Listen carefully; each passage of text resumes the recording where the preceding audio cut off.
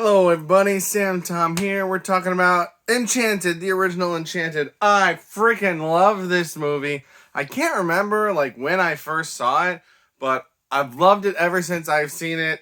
I tell people all the time that they need to watch it, and this is the movie where literally I've had this happen where I've mentioned it to somebody and they hadn't seen it, they didn't know what I was talking about, and I made them sit and watch it. I put it on right then and there so that they could watch it because this movie is fantastic. I don't really rank my favorite movies. Whenever people ask me what my favorite movie is, I always say it depends on what I feel like or what mood I'm in. And I think that's true. But if I were to ever sit down and rank them, I would not be surprised if this one would be in the top 10. I love it so much. And we're going to get into why. Got my notes here. Right off the bat, Julie Andrews. I'm not going to list every Disney reference in this movie because there are hundreds, if not thousands. But Julie Andrews, right off the bat, Mary Poppins, she's there. We got talking animals, right? Classic Snow White, Sleeping Beauty, Disney princess type stuff. I love the chipmunk. I love that they got to play both sides of it and give him this voice that you would not expect from the chipmunk in the animated world, but then in the real world, it's a chipmunk voice. It's a musical because the best Disney movies are musicals, right? And I love the music in this. The music is good. It's I don't want to say it would be easy to, but you can see a situation where all the other elements could have been done well, but if they didn't get the music right also, then it wouldn't have worked altogether. But the music is awesome. The music's amazing. The cast is amazing. This movie doesn't work if Amy Adams doesn't make you believe that she's this animated cartoon put in the real world. This movie doesn't work if Patrick Dempsey doesn't make you believe that he's so cynical and worn down as he is. All the cast, James Marsden is great. I don't know the guy that plays Peter Pettigrew, but he's in this movie. He's great.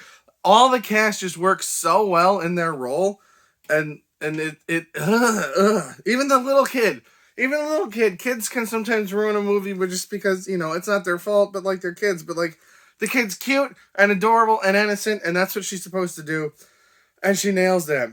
The movie understands what it is. It understands how to be, not to use the cliche language, but both a love letter and a parody. It's self-deprecating. It's self-referential, both to itself and Disney as a whole.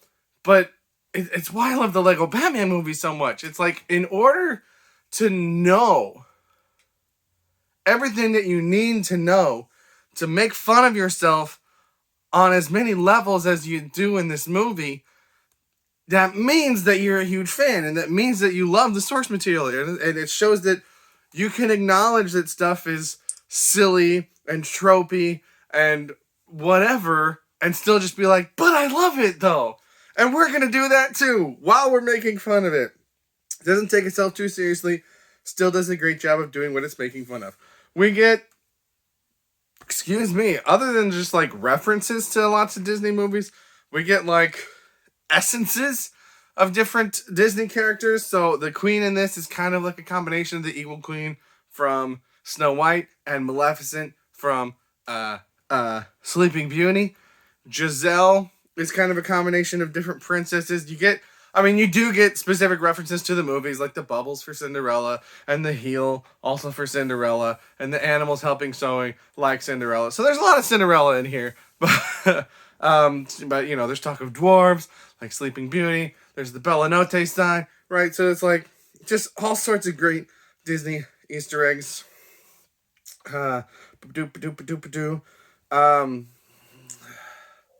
We get this, I don't think dichotomy is the right word. I don't know what that word means, but this differentiation, juxtaposition, this clarity, this divide between the animated world and the real world. And it's set up in this movie by the Queen's line when she says, "I'm sending them to a place where there are no happily ever afters." And it's just like, yes, the nihilist in me is like, yeah, the world sucks, everything sucks. But then, like, this movie, it's like, it tricks you. Because it's like, we're going to tell you about how much the world sucks, but then we're going to make this amazing piece of art to put out into the world to make you feel better. Ugh, I love it. I love it so good. Great cameos, right? We got Pocahontas, Ariel, and Ariel, the Little Mermaid, all in this movie in one way or another. And then, of course, Elsa, before she was Elsa, which then made me think, is Idina Menzel the only actress that has been two different Disney princesses? And, like, I realize that neither one of them are capital D, capital B, P Disney princesses, right? But, like, both Elsa and Nancy are Disney characters in Disney movies that were princesses, at least at one point in those movies. Is she the only one that's done that twice? I think so. If you know of another one, let me know, because I only know of that one. Oh, what else we got? Oh, and she doesn't sing in it, which is, like, hilarious, because even before Elsa, she was known for Elphaba. Elphaba and Elsa. Those are very similar. From Wicked, which has a banner in this movie, but she doesn't sing, which is, like, cool. Andalasia. Is Andalasia a reference to Anastasia? Because Anastasia was not a Disney property, but it was a classic redheaded, right? Or does she have brown hair? It's kind of reddish brown. But a classic Disney fairy tale, classic fairy tale story and movie, even though it's based in real life. It's not really. I mean, Pocahontas is based in real life. Mulan is supposedly, potentially based in real life. So, like, that aside, well-known princess property. So I don't know if that was supposed to. Plus, Anastasia is one of the sisters in Cinderella, and Nancy, the Idina Menzel's character in this, is Nancy Tremaine. So maybe it's just a reference to Cinderella. Or maybe it's not, and Andalasia and Anastasia just sound similar. I love, oh my gosh, I love when she, because we saw her doing the I can't do it. I don't have that voice. But we see it in the animated world, and it's like all these beautiful creatures. And then she does it in New York, and it's just these dirty rats and cockroaches. But it's so good. It's so funny, and it's so clever. Because again, a worse version of this movie would have just had it be cute critters, right? And like even you couldn't still do a kind of cute version even in New York. You know, you could do like, does New York have raccoons? I don't know, but like you could do raccoons and birds and things like that. But they're like, no, we're doing rats and I mean, there are birds there too. There are pigeons, but like rats and cockroaches, and it's so great. It's so good. I love it so much. The great, again, juxtaposition. I'm not sure if I'm using that word right. Hopefully you know what I mean, though. But this wonderful, beautiful, lovely melody in this song mixed with cleaning hair out of drains and toilets and bathtubs and nasty scum. And it's like, you don't expect those things to go together, but they do. And it's, oh, it's so good. Oh, it's so good. Sorry, this is I just got a tablet. And so I've taken my notes on my tablet to save on paper. And it keeps locking me out. I need to make the lockout time longer. Love that she keeps making new clothes. Nothing more to say. I just love it. It's just funny. It's a funny running gag. One nitpick. I'm allowed to nitpick even things that I like. When back in the animated world in Andalasia, the queen, and I'm just going to call him Peter Pettigrew. What's his name? Nathaniel? He's like trimming these shrubs, these hedges or whatever. And he accidentally cuts off the head. And it falls into the thing. The portal. Right? And then like shortly after, he goes into the portal after her. And I've seen this movie, I don't know how many times. I don't remember ever noticing the head going in the portal before. And so I was just like, is there just like a shrub that comes out of that manhole? I don't remember that. And then you see him like struggling as he gets out. And I was like, oh, maybe he's going to be like tangled in it or something. But no, it's not there. The shrub doesn't go through. Why is that? I don't know. But there you go. There's a nitpick. You get one. I think that's my only one.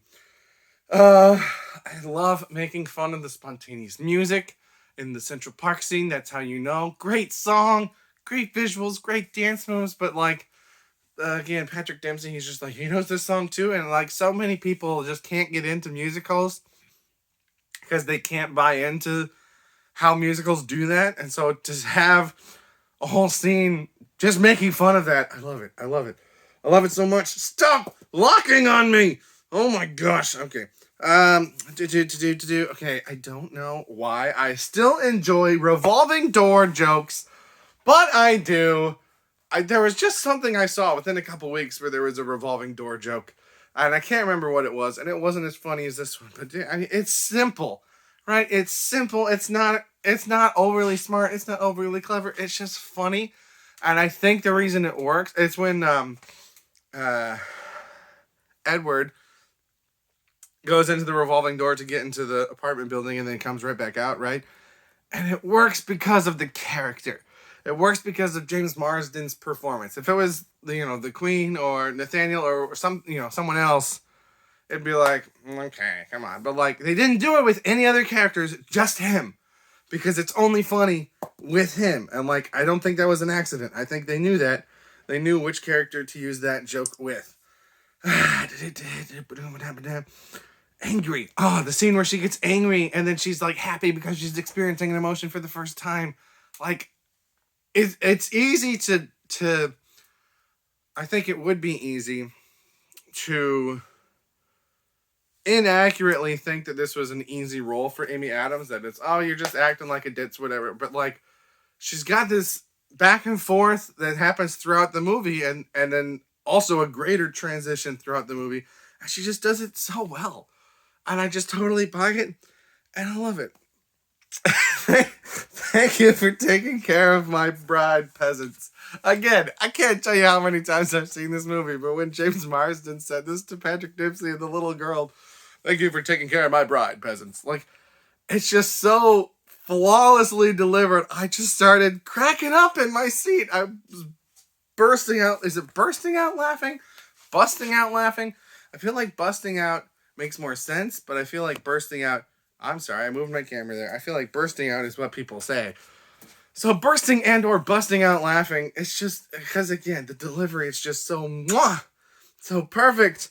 I would love to see a hybrid animation live action in a superhero movie. And it's like, with stuff like Spider-Verse going on, maybe that's a possibility. I just don't think it's going to happen because people are still stupid and still don't take animation seriously. And they're like, no, we don't want cool live action stuff. And it's like, I kind of get it. Like, live action stuff, I prefer for my superhero stuff, right? But like, animation can be great. And if you can use the mixture as part of your story, traveling dimensions, that'd be really cool to see. But I don't know. I don't know if that's going to happen. Then I wrote, this is a weird song choice for this specific dance they requested. So they're at this ball, and the dude says, you're going to dance with a girl other than the girl that you brought here tonight. And then it's like this weird, sappy, cheesy love song. And it's like, I get why the weird, sappy, cheesy love song is in this part of the movie, right? And I get that, like, the character, it's thematically relevant to what the characters are experiencing. But it's weird that we have this really apparent, non-ambiguous bit of like, oh, dance with someone else, and then while you're dancing with this other person, we're gonna sing this cheesy, sappy love song. So like, that's kind of weird. I don't really get that. It's not enough to like ruin it for me. Obviously, I love this movie. It's just kind of weird. I feel like that could have been handled a little bit less weird. I'm using the word weird a lot. Nancy just left her whole life behind. So like, the Edward puts the slipper on her foot. They run to the sewer and they just jump in. It's just like, was she okay? Like, how obviously it's gonna be tough being with the guy for 5 years and that being over. But it's like, did she have friends? Did she have a good job? Like, she just leaves all of that. And I guess maybe they can go back and forth. But it's, I mean, that's the weak point of the movie, right? Is that the whole movie is a deconstruction of the genre, a deconstruction of the tropes, kind of, Frozen did similar things. You can't marry someone that you just met, right? And it's like the whole movie is Giselle learning that lesson, and then at the end, it's like, oh, by the way, though, Edward and Nancy got married, and it's like maybe there's a time jump there, but it's not evident. So it's just like, did you need to do that? Like, you can have them run off together. You can even have them go back to Andalasia together, because again, maybe they can go back and forth. But like, do you have to show them getting married? I know that's a trope of like a couple getting married at the end, but we don't have to do all the tropes, guys. I guess I have more nitpicks than I thought. And then I already talked about Idina Menzel being two different Disney princesses. So, if it's not clear, I love this movie. I love it so much. It's great. I love rewatching it, and I'm so excited to watch the second one, but I'm nervous because it might not be as good. I haven't heard any feedback on it yet. I haven't heard what anybody else has thought about it. So my opinion will be my own. I'm going to watch it right now. But I'm nervous. Hopefully they nail it again. I'm coming off of Black Panther Wakanda Forever, which apparently I liked way more than most people seem to. But I thought that was better than its original movie. So maybe I'll get 2 for 2 here. I did have the menu in the middle. And if you didn't see my video on the menu, it sucked! So maybe all my negative energy can go towards that. And hopefully Disenchanted will be enchanting. But I'm going to stop this video so I can go watch it. Thank you guys for watching. Have a good day.